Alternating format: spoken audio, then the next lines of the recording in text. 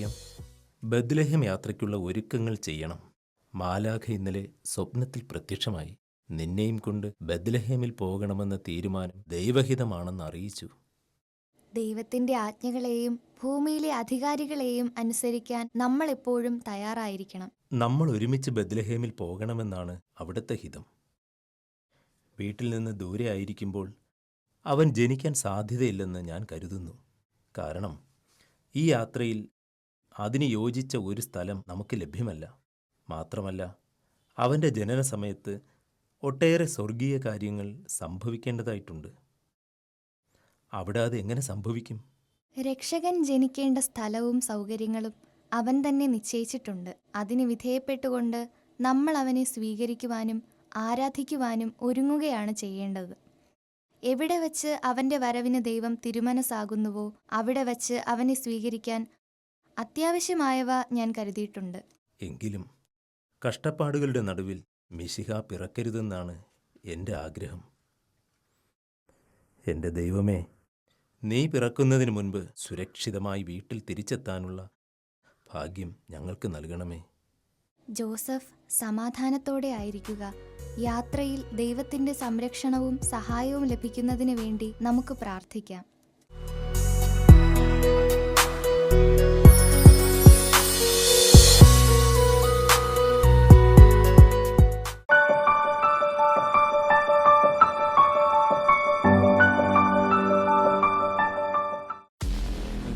ഇവരിതെവിടെ പോകുന്നു?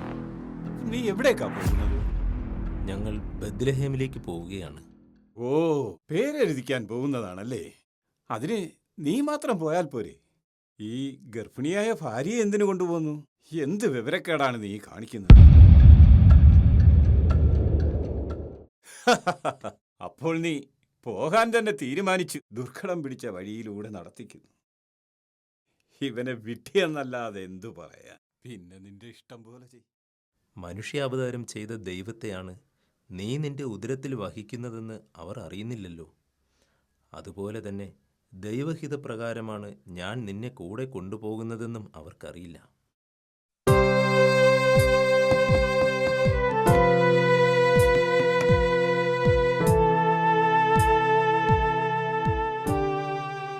ഈ സത്രങ്ങൾ കിട്ടുന്നത് ഇവിടെയല്ലേ? ഇവിടെ തന്നെയാണ്. പക്ഷെ ഇപ്പോൾ ഒഴിവില്ല. അടുത്ത ഗ്രാമത്തിലേക്ക് പോയി നോക്കൂ. ഞങ്ങൾ വളരെ ദൂരെ നിന്നും യാത്ര ചെയ്തു വരികയാണ്. നടന്ന് നടന്ന് തളർന്നു. ദയവായി ഞങ്ങൾക്ക് രാത്രി വിശ്രമത്തിനായി ഒരു മുറി വിട്ടുതരണം. ഇവിടത്തെ മുറികളെല്ലാം നേരത്തെ തന്നെ ആളുകൾ എടുത്തു കഴിഞ്ഞു. ഇനി ഒറ്റ മുറി പോലും ഒഴിവില്ല. പട്ടണമാകെ ആളുകളെ കൊണ്ട് നിറഞ്ഞിരിക്കുകയാണ്. സത്രങ്ങളിൽ മുറി ലഭിക്കുമെന്ന് തോന്നുന്നില്ല.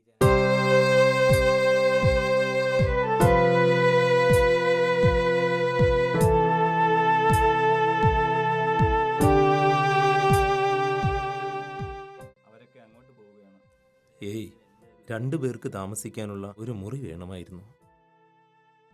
ഇവിടെ ഇപ്പോൾ മുറികളൊന്നും ഒഴിവില്ല. മറ്റെവിടെയെങ്കിലും അന്വേഷിച്ച് നോക്കുക.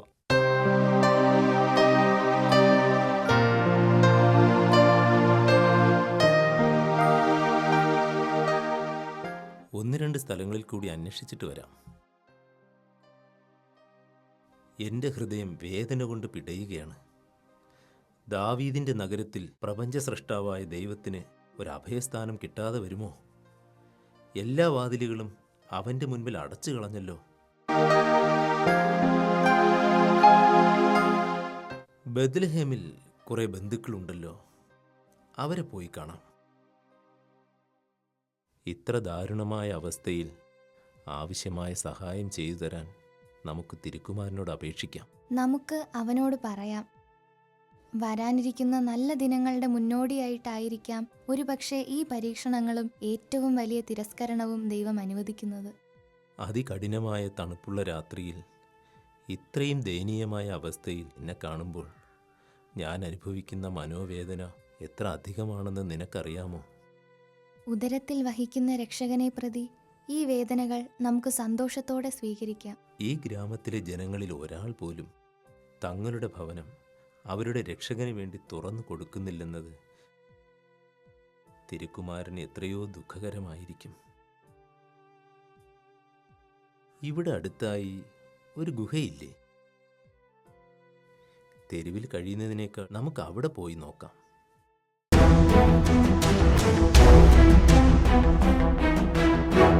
എൻ്റെ ദിവ്യരക്ഷക, സകലത്തിൻ്റെയും സൃഷ്ടാവേ, നിന്നെയും നിന്റെ പരിശുദ്ധ അമ്മയെയും വെറും കാലിത്തൊഴുത്തിൽ വസിക്കാൻ വിട്ടുകൊടുക്കുന്നത് ചിന്തിക്കാൻ പോലും ആകുന്നില്ല.